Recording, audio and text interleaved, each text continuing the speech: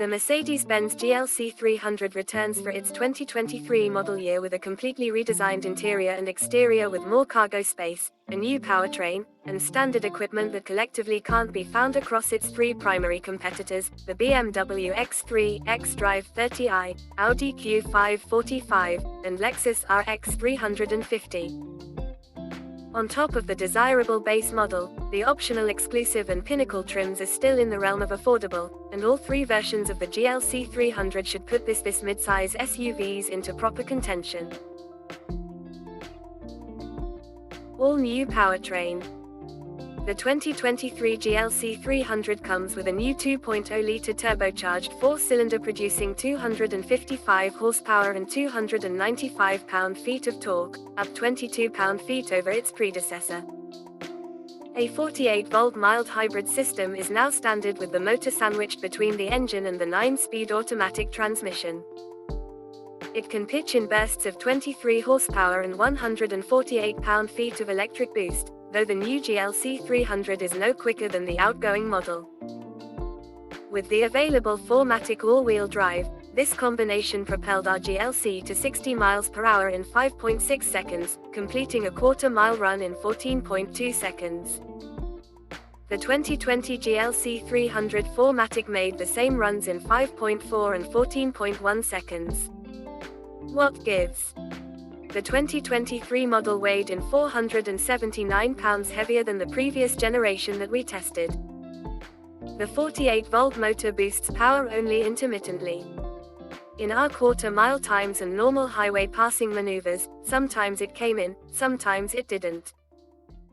We couldn't discern a pattern or condition that caused it to activate, and you'll likely only notice when you see the "Boost Active" message on the digital gauge cluster rather than feeling it. The system does at least deliver an increase in fuel economy, with the all-wheel drive model's combined rating now landing at 26 mpg, up from 24 mpg. Suspension and handling. Our test vehicle came equipped with the optional AMG line package, which gave it perforated front brake discs, and 20-inch AMG wheels wrapped with high-performance summer tires, bizarrely named Continental EcoContact.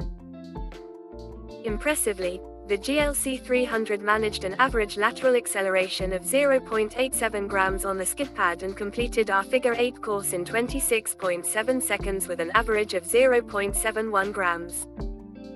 The upgraded rotors brought it from 60 miles per hour to a stop in 109 feet. It might not be the quickest SUV you'll ever drive, but it isn't marketed as a dedicated performance model. An AMG model is inevitable, but there's no release date yet, and it weighs 4,372 pounds.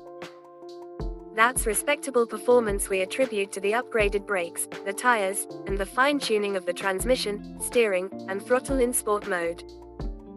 Other drive modes on the GLC300 include Eco, a customizable individual, and a Fraud available on 4MATIC models. Bigger and quieter. The new exterior stretches the vehicle 2.4 inches and keeps the width of the body unchanged. The extra length contributes to an extra 2.5 cubic feet of cargo space for a total of 21.9 cubic feet. It's an improvement, but still far below the 29.6 cubic feet of the 2023 Lexus RX. Mercedes-Benz emphasizes the effort engineers and designers put into reworking the shape and position of the mirrors as an effort to reduce the drag coefficient from 0.31 to 0.29. The redesigned front end and body contours contribute to the improved aerodynamics while modernizing the overall look of the GLC300. The result of all this body sculpting is improved fuel economy and an incredibly quiet interior. The standard laminated windshield, insulated hood, and acoustic foam-filled body reduce noise, as well, at the expense of added weight. For an even quieter ride, the Pinnacle package includes glass treated for acoustic and heat insulation all around. Mercedes-Benz didn't quantify the noise reduction, but subjectively it is remarkably quiet. We complained about the coarse engine noise in the outgoing GLC300.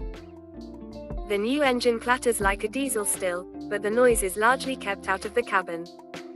You'll likely only notice it with the windows open. All new interior. The new GLC300 packs a lot of value into its standard offerings.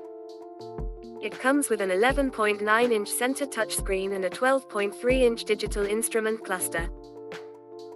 Wireless phone charging and wireless phone mirroring with Android Auto and Apple CarPlay come standard, along with heated front seats, keyless start, keyless passive entry, 40/20ths, 40 folding rear seats, a sunroof, and ambient lighting with 64 colors. Buyers should find no shortage of power with 3 USB-C charging ports standard, with the option to upgrade to 6 100-watt USB-C charging ports. The standard leather steering wheel and center stack are loaded with capacitive touch controls. In the past, these touch-sensitive controls in vehicles have been poorly executed, but they function well and are intuitive to use in the GLC. Some might not love the lack of physical climate control buttons, but drivers who take the time to learn the GLC's features might find a friend in the voice-activated MBUX infotainment system. Summoned by saying, "Hey, Mercedes," the smart assistant can control climate, heated seats, music volume, and navigation, and it will give news updates or answer questions about local areas. Voice activation was reliable even with music volumes above a comfortable conversation level. Unfortunately, MBUX couldn't open and close the panoramic sunroof our model had. That seems like an intuitive use for hands-free control of interior functions, much more useful than controlling music volume. But the capacitive strip on the roof worked flawlessly to open or close it with a swipe forward or backward. Driver aids. Mercedes-Benz continues to pack value into the base model with blind spot monitoring, driver attention monitoring, automated emergency braking, and the parking damage detection system all as standard equipment. Opting for the exclusive trim makes the driver assistance package, a surround view camera system, and the Guard 360 security system standard. Upgrading further to the Pinnacle trim gives drivers a head-up display, Parktronic parking assist, and an intelligent lighting system that projects relevant information and warnings onto the road. We asked Mercedes-Benz what exactly it projected, but we didn't get a straight answer, and the available data varies by region.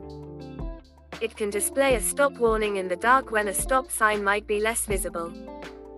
Our model was not equipped with this feature, so we can't say whether it works. The transparent hood, available with 4 Matic models, displays an image of the ground beneath the engine bay, useful for spotting obstacles and testing the limits of the advertised off-road capability. What didn't we like? As part of the new driver assist features, the 2023 GLC300 has the ability to read overhead signs and interpret conditional warnings like slower speeds when wet or construction speed limits. It definitely does this, but somewhat inconsistently and abruptly. Entering a construction zone, the GLC300 braked too quickly for a non-emergency situation, hard enough that other drivers might think you're giving them a brake check. The adaptive speed control works well, and if it could react to conditional speed limits as naturally, it would be a better feature. Sometimes it would miss signs in an active construction zone, and other times it would scrub 30 miles per hour of speed hard in a zone that clearly was not active anymore. The sport driving mode makes the GLC extremely responsive and does make it more fun to drive.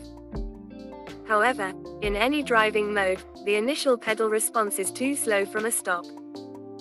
Whether you're pulling away gently or with the accelerator floored, the vehicle creeps forward for a second or two before actually taking off. It isn't slow enough to be dangerous, but it takes away from the performance feel.